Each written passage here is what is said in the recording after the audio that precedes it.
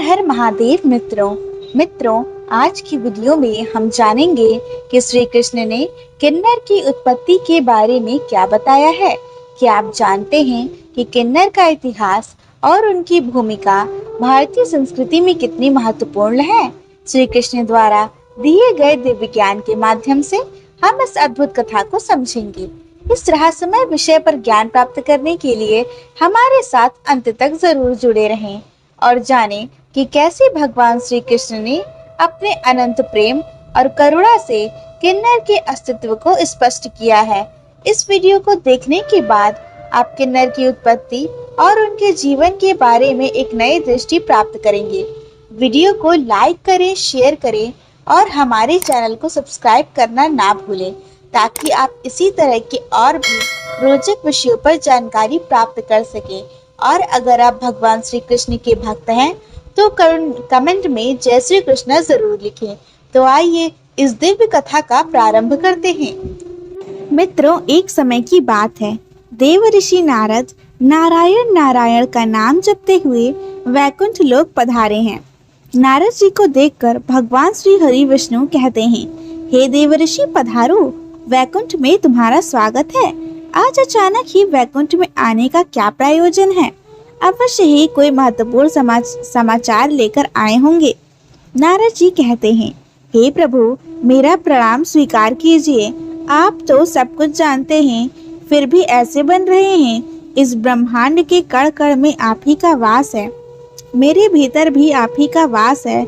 आप भली भांति जानते हैं कि मैं आपके पास किस प्रयोजन से आया हूँ। भगवान विष्णु कहते हैं, हे नारद, मैं अवश्य जानता हूँ तुम्हारे मन में क्या चल रहा है और आज तुम मानव जाति के कल्याण के उद्देश्य से ही यहाँ पर आए हो। इसलिए तुम्हारे मन में जो भी शंका है निसंकोच होकर पूछ लो। तो नारद कहते हैं, हे प्रभु, यदि आप आज्ञा दें तो आपसे मैं एक प्रश्न पूछने के लिए आया हूँ। हे प्रभु, ब्रह्मदेव ने सृष्टि की रचना करते समय स्त्री और पुरुष का निर्माण किया था और दोनों को ही एक दूसरे के पूरक बनाया। किंतु हे प्रभु, किन्नरों की उत्पत्ति कैसे हुई, जो पूर्ण रूप से पुरुष है और न ही पूर्ण रूप से स्त्री? भगवान विष्णु कहते हैं, हे देव ऋषि, आज तुमने उचित ही प्रश्न किया है। तुम्हारे इस प्रश्न का उत्तर महाराज सुदम की कथा में छुपा हुआ है। देव ऋषि कहते हैं, हे प्रभु, महाराजा सुदम कौन थे और उन्हें किस कारण से स्त्री का शरीर प्राप्त हुआ? कृपया आज मुझे महाराज सुदर्भ की कहानी विस्तार से बताइए। भगवान विष्णु कहते हैं, देव ऋषि, आज तुम्हें मैं महाराज सुदूर की कथा सुनाता हूँ। इस कथा के माध्यम से तुम्हें तुम्हारे सभी प्रश्नों के उत्तर मिल जाएंगे, इसलिए तुम इस कथा को ध्यान से जरूर सुनना। जो भी इस कथा को पूरा सुनता है उसके पापों का नाश होता है। देव ऋषि नारद कहते हैं, प्रभु, मैं इस कथा को पूरा अवश्य सुनूंगा। कृपया आप वह कथा मुझसे कहिए। भगवान विष्णु नारद जी को कहते हैं, महाराज सुदम की कथा सुनाने लगते हैं। नारद, पूर्व काल की बात है। पृथ्वी लोक पर महाराज सुदम नाम के एक राजा राज्य किया करते थे। वे बड़े ही पराक्रमी, धर्मपरायण, सत्य का पालन करने वाले शूरवीर और जितेंद्रिय थे। उन्होंने अपने कर्मों से कुल का गौरव बढ़ाया था। महाराज सुदम दानशूर और विद्वान थे। उनके राज्य की प्रजा उनसे अत्यंत संतुष्ट रहा करती थी। एक दिन महाराज सुदम घोड़े पर सवार होकर शिकार करने के लिए जंगल में चले गए। उनके साथ और कुछ मंत्री भी थे। महाराज ने अपने कानों से कमनीय कुंडल पहने थे। उनके पास आज गर्व नाम का धनुष था और बाणों से भरा हुआ तरकस धारण करके वे जंगल में भ्रमण करने लगे। उसी जंगल के पास एक कुमार नाम का जंगल था जो बहुत ही सुंदर दिखाई पड़ रहा था।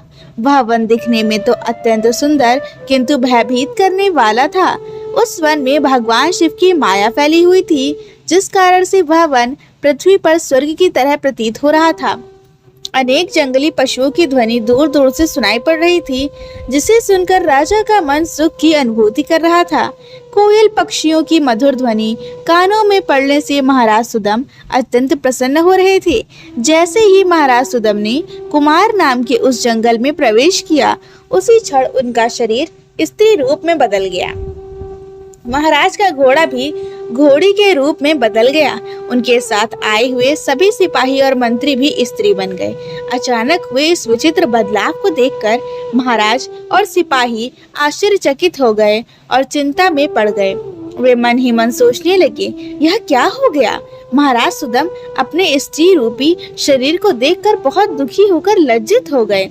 अपने सिपाहियों से कहने लगे, यह हमारे साथ क्या अनिष्ट हो गया है। हम सभी अचानक से पुरुष से स्त्री कैसे बन गए। अब हम क्या करें। स्त्री का शरीर लेकर हम घर कैसे जाएं और कैसे मैं राज्य का संचालन करूंगा। हमारी प्रजा हमें देखकर क्या कहेगी। देव ऋषि भगवान विष्णु से कहने लगे, हे प्रभु, आपने यह बड़े आश्चर्य की बात कही है। देवताओं के समान तेजस्वी राजा सुदम को स्त्री का शरीर कैसे प्राप्त हो गया। इसका क्या कारण है, कृपया मुझे बताइए। उस रमणीय वन में राजा ने ऐसा कौन सा कार्य किया जिससे उन्हें स्त्री का शरीर प्राप्त हुआ। कृपया करके विस्तार से बताइए। तब भगवान विष्णु कहने लगे, देवर्षि, इसके पीछे भगवान शिव की ही माया है। भगवान शिव की माया से ही महाराज सुदम और उनके सिपाहियों को स्त्री का शरीर प्राप्त हुआ। इसलिए अब तुम्हें इसे ध्यान से सुनो। एक समय की बात है, भगवान शिव और देवी पार्वती इसी वन में एकांत में विहार कर रहे थे।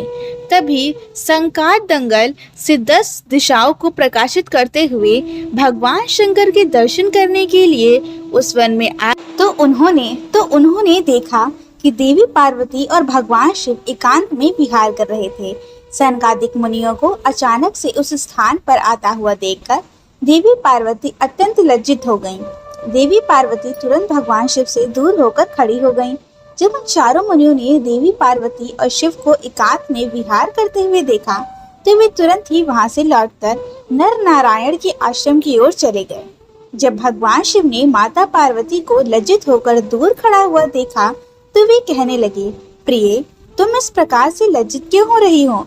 वे चारों तो हमारे पुत्र के समान हैं, उनसे तुम्हें क्या लजाना। देवी पार्वती कहने लगी, हे प्रभु, स्त्री को अपने पुत्र के सामने भी कभी पति के साथ विहार नहीं करना चाहिए। उसे सदैव ही मर्यादा में रहना चाहिए। आपने तो कहा था इस स्थान पर कोई नहीं आएगा, फिर हमारे एकांत में विघ्न निर्माण करने के लिए यह चारों मुनि कहाँ से आ गए।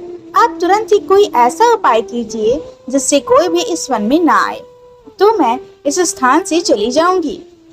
तब भगवान शिव ने कहा, हे प्रिय, ठीक है, तुम्हारे इस दुख को दूर करने के लिए मैं अभी उपाय करता हूँ। हे प्रिय, आज से जो भी इस वन में कोई भी पुरुष भूल से भी आएगा तो वह स्त्री हो जाएगा।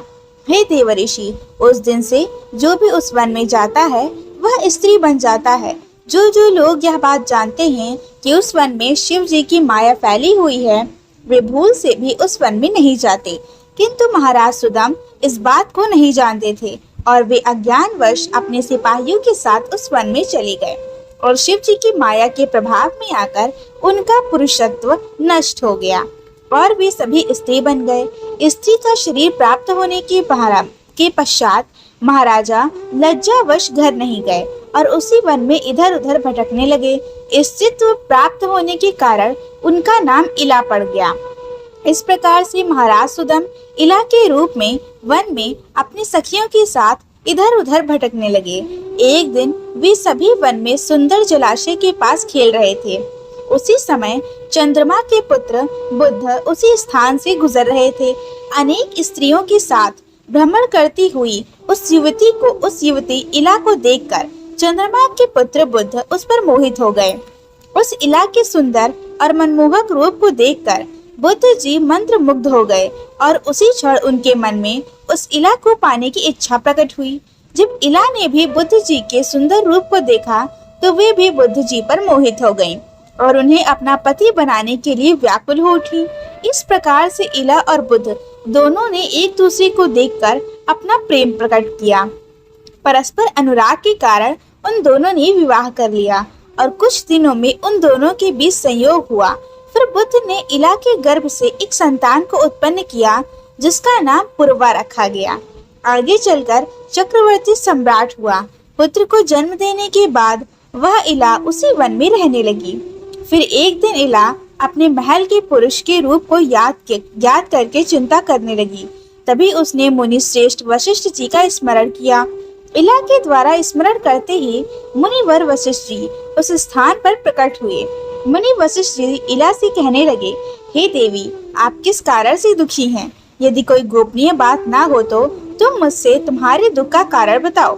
तब वह इला वशिष्ठ जी से कहने लगी, मुनिवर, इस वन में आने से पहले मैं एक पुरुष थी। मेरा नाम सुदम था, किंतु इस वन में आते ही मेरा शरीर स्त्री का बन गया। ऐसा किस कारण से हुआ है? कृपया मुझे बताइए। तब मुनि श्रेष्ठ वशिष्ठ जी कहने लगे, देवी, शायद तुम नहीं जानती होगी कि इस वन में भगवान शिव की माया फैली हुई है। उन्होंने इस वन को ऐसा श्राप दिया है कि जो भी पुरुष इस वन में आएगा वह स्त्री बन जाएगा। उन्हें भगवान शंकर की माया के कारण तुम्हें स्त्री का शरीर प्राप्त हुआ है। फिर वह इला कहने लगी, मुनिवर, कृपा करके मुझे मेरा पूर्ववत शरीर प्रदान कीजिए। मेरी प्रजा मेरे बगैर दुखी है। मैं ऐसी हालत में अपने राज्य में नहीं लौट सकती। मुनि वशिष्ठ जी से महाराज सुदम की ऐसी अवस्था देखी नहीं गई।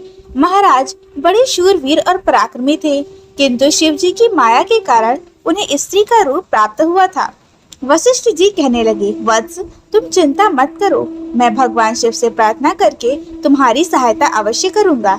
तब वशिष्ठ जी ने उसी स्थान पर समस्त लोगों का कल्याण करने वाले भगवान शिव की आराधना करना प्रारंभ किया। भगवान शंकर वशिष्ठ जी की आराधना से अत्यंत प्रसन्न हुए और साक्षात उन्हें दर्शन देकर कहने लगे, मुनिवर, मैं आपकी भक्ति से प्रसन्न हूँ। आपको जो भी मनोवांछित फल चाहिए उसे मांग लो। तब वशिष्ठ जी भगवान शंकर से कहने लगे, प्रभु, आपके दर्शन से मेरा व्रत सफल हुआ है। भोलेनाथ, मेरी बस यही कामना है कि आप मेरे शिष्य महाराज सुदम को पुनः पुरुष बना दीजिए। फिर शिव जी ने कहा, मुनिवर, मेरी ही माया के कारण सुदम को स्त्री का शरीर प्राप्त हुआ है, इसलिए मैं ही इसे पुरुष का शरीर प्रदान करता हूँ। किंतु राजा सुदम 1 मास के लिए पुरुष बने रहेंगे और 1 मास के लिए वे स्त्री बने रहेंगे।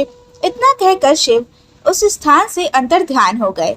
इस प्रकार से वशिष्ठ जी की कृपा से और भगवान शिव के आशीर्वाद से महाराज सुदम को 1 मास के लिए पुरुष का शरीर प्राप्त हुआ और वे अपने राज्य में लौट गए और सुखपूर्वक राज्य करने लगे।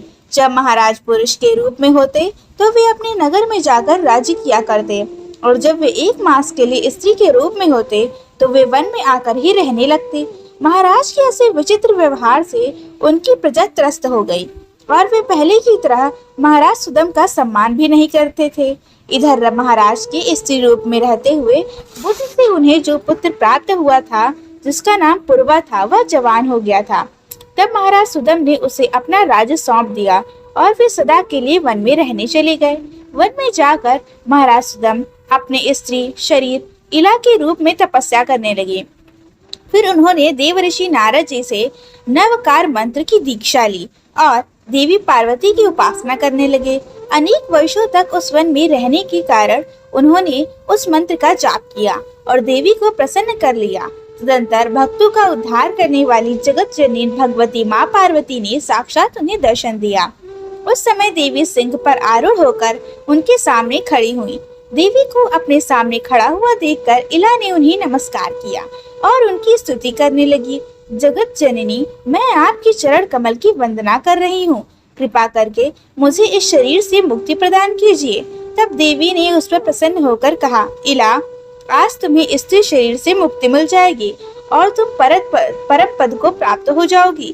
देवी के इतना कहते ही इला ने अपने शरीर का त्याग कर दिया और परम पद को प्राप्त कर लिया।